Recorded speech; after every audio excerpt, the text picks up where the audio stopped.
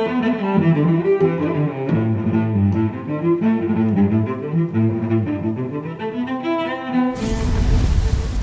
guys, Bill Baumhardt here.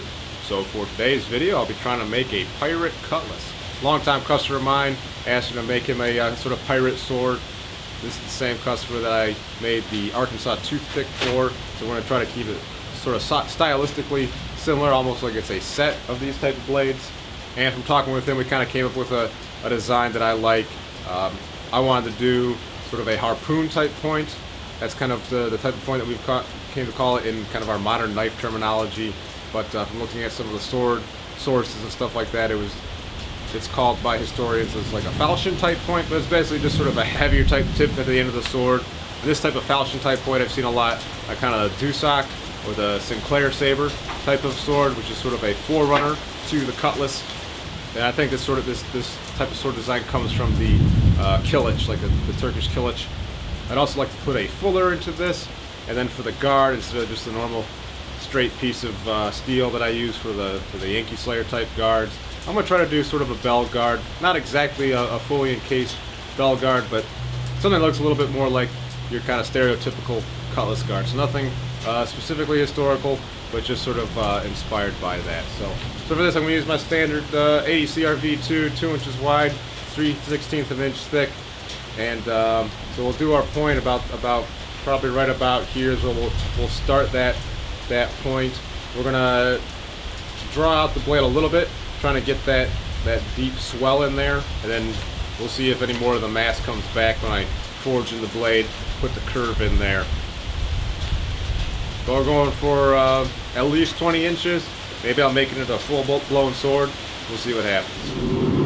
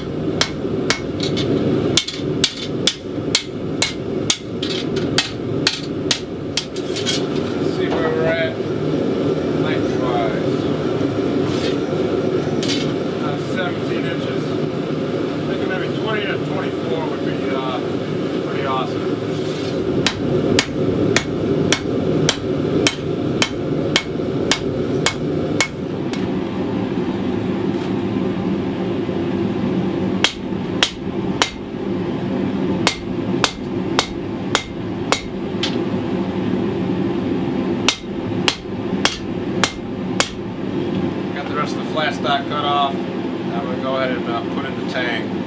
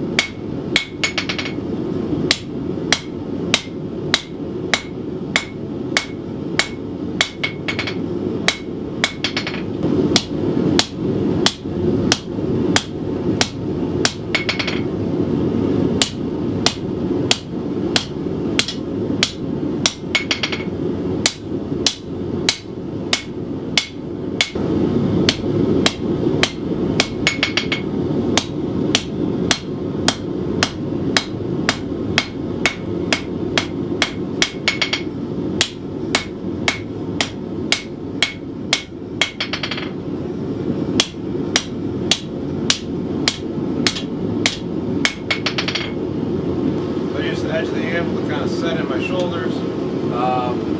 Initially I tried setting in some shoulders and put it up a little bit too high for that 24-inch length because as you can see, there's plenty of material, still pretty thick, so I can refine that out a little bit more.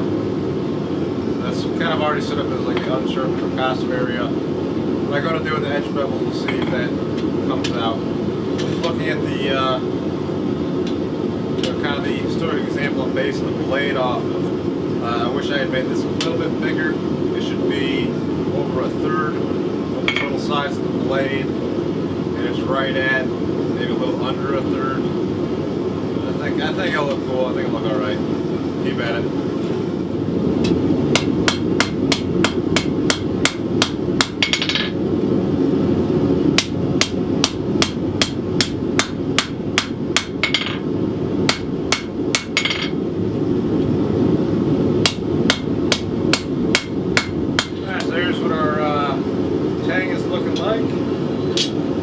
Again, this top portion here is actually the blade, and this is going to be the spine. The other thing I'm going to do is start, since I've upset the entire length of the blade, it's quite a bit thicker than what I normally do for my edge bevel, so I think I'm going to go ahead and start thinning this down, drawing out the edge bevel, and then I'm going to go back and do the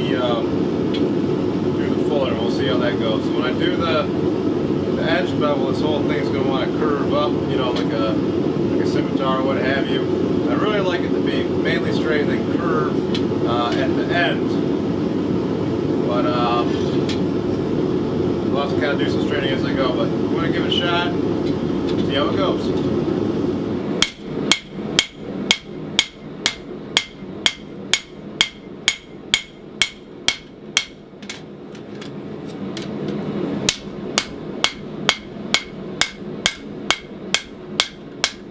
You can already see the difference between here and here. This is quite a bit thinner. This is already going to set us up a lot better for grinding in the final edge bevel.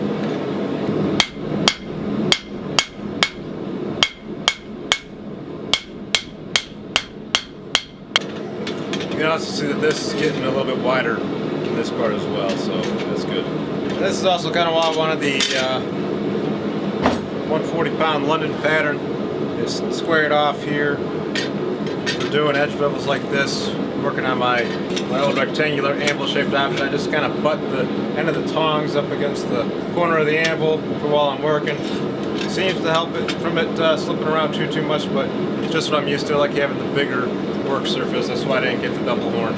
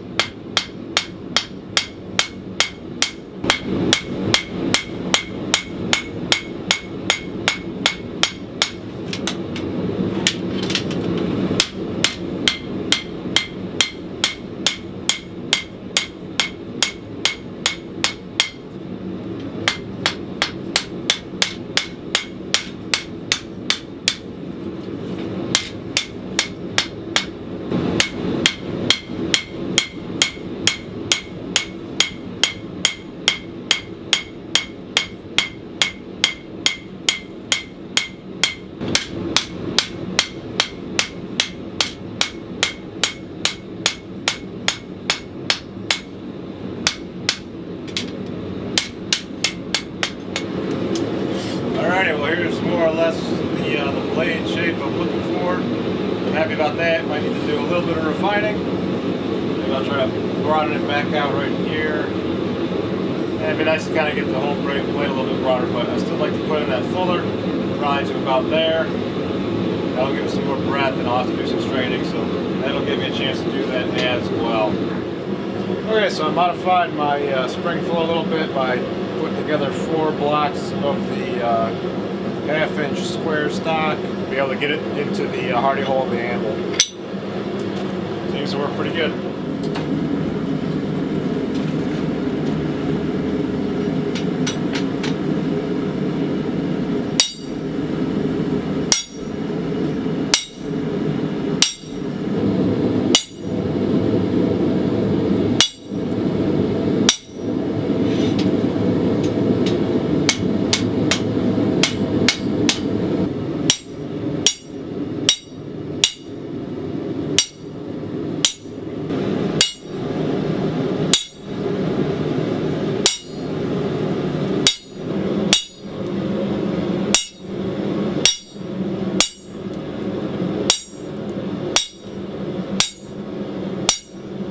Alright, so we're getting there. Good.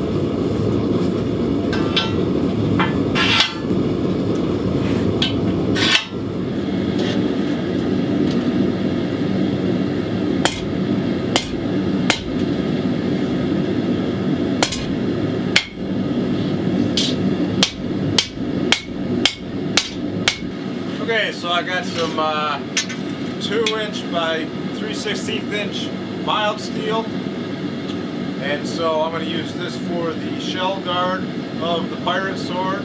So I'm going to draw out the end to kind of be like a curlicue guard from the spine of the knife. I'll draw out this bit in here to kind of make it a expanded knuckle guard, and then I'll taper it back down in here where it joins into the tang.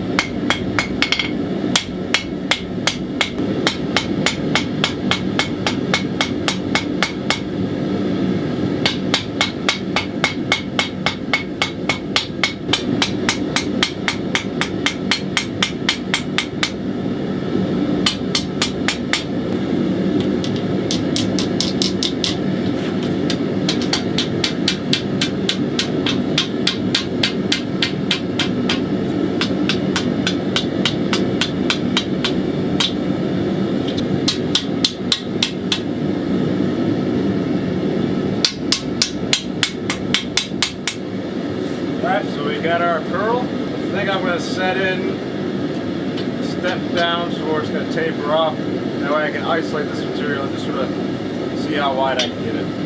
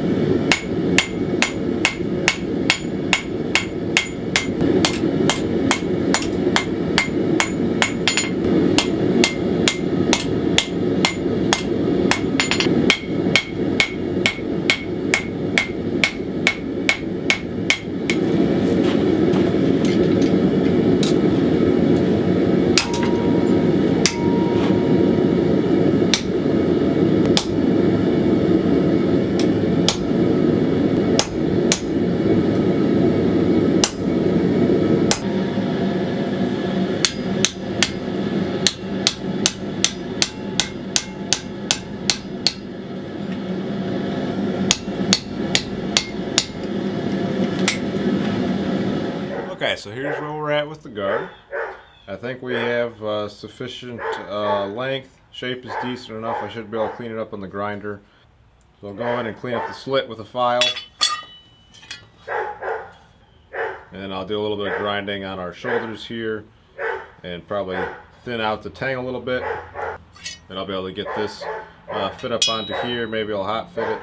Maybe I won't. We will see. I can probably do a quick profile grind on the blade as well.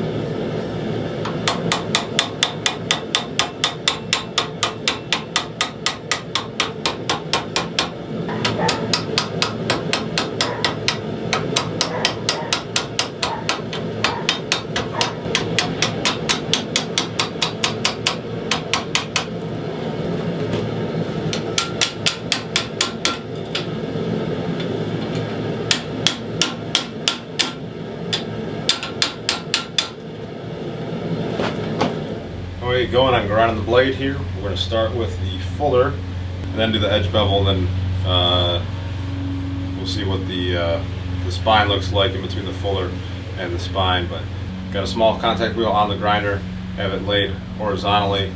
That is the way that I like to do my fullers.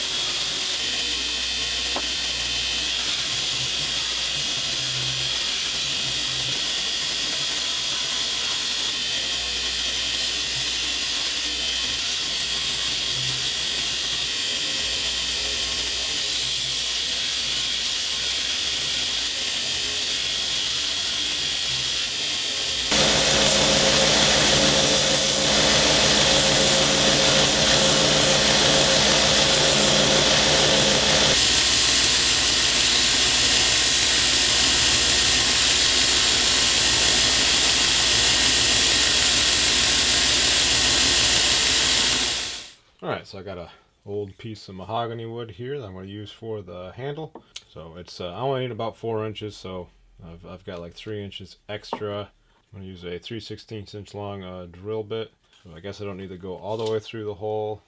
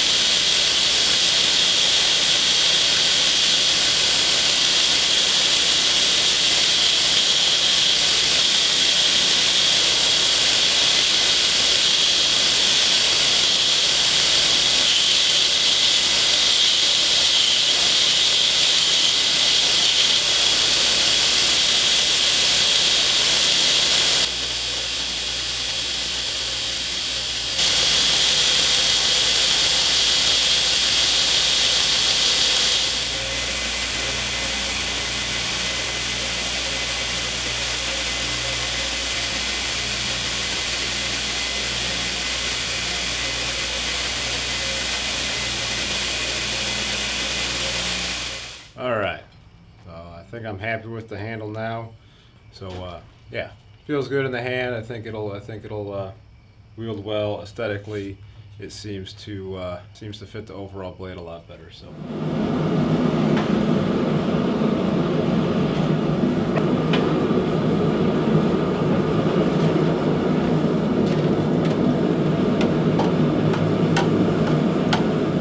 The sword came out pretty straight, not as straight as I would like, but it's hard, so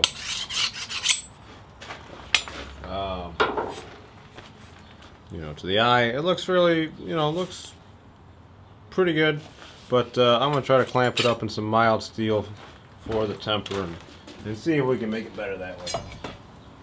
For the temper, I'm gonna try to clamp it up with in between some mild steel here and see if we can get her a little bit straighter. Okay, this thing just barely fits in the other.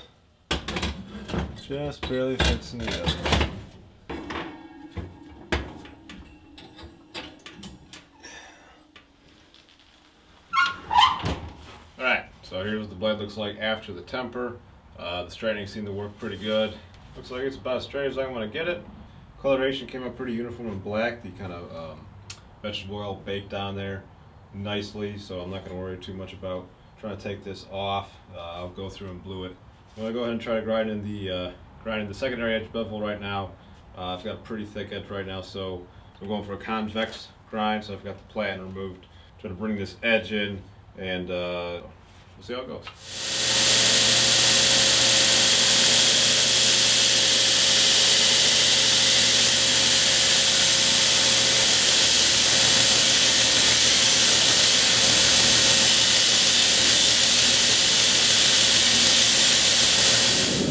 Finish on the guard, I'm going to try doing a linseed oil kind of finish on there. So it involves heating this up and then wiping some linseed oil on it, and that should give it kind of a black coating. That linseed will dry on there and give it kind of a protective finish while still maintaining the cool kind of fire scale look that this has. We got some tar from doing the burn in, so hopefully that'll burn off in the forge, so we'll see about getting this cleaned up. It doesn't need to be super hot. I don't even think we want a red heat on this. Alright, so it got a little hotter than I wanted. I had to run out and grab my linseed oil. So you can see right now it's just a little too hot. It's just burning right off. So this needs to cool down a bit. See how that goes. So I wanted to use a brush for this. I don't know where all my brushes are at, so we're just rocking with the paper towel. And yeah, you can see how that's turning black. Smoking a little bit there.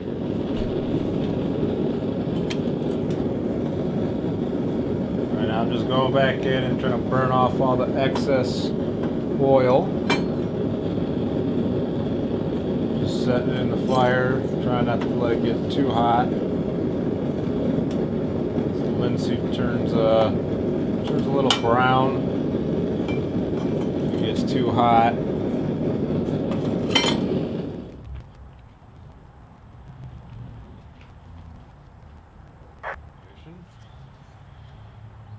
Get everything to line up, and we'll slide it onto the tank, peen it over, and clean up all of our excess epoxy.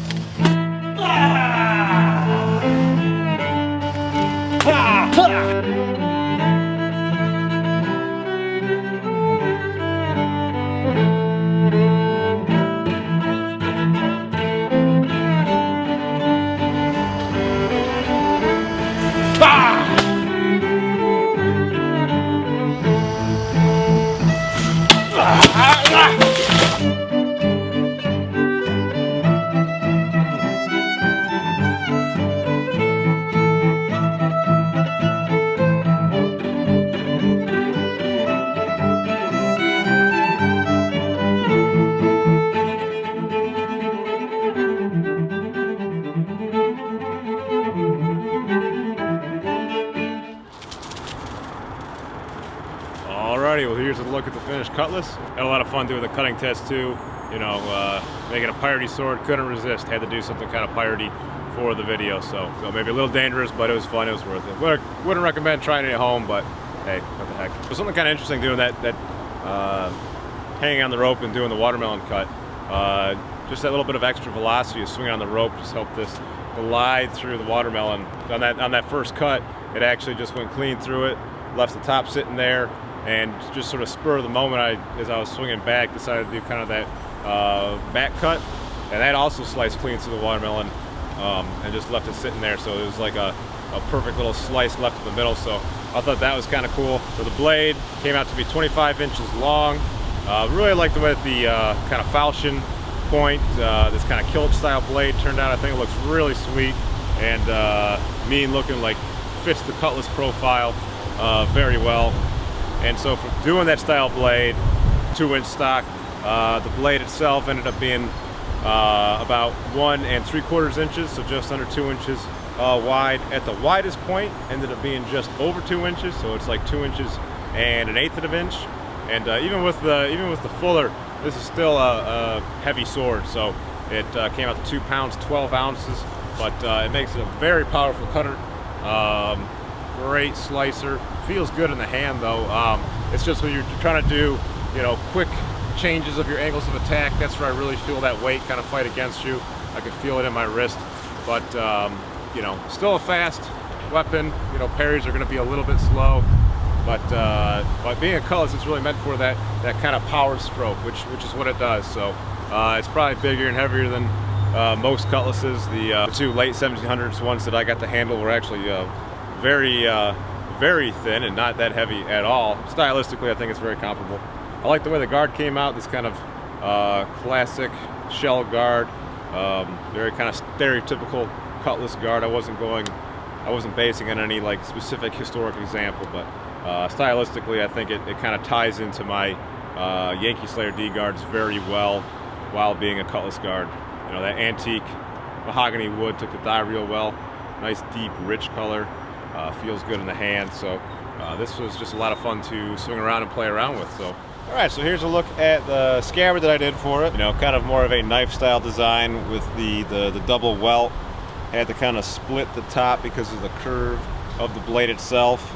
Ended up kind of going with these lobster claw hooks with the D-ring so that you can take the sword on and off.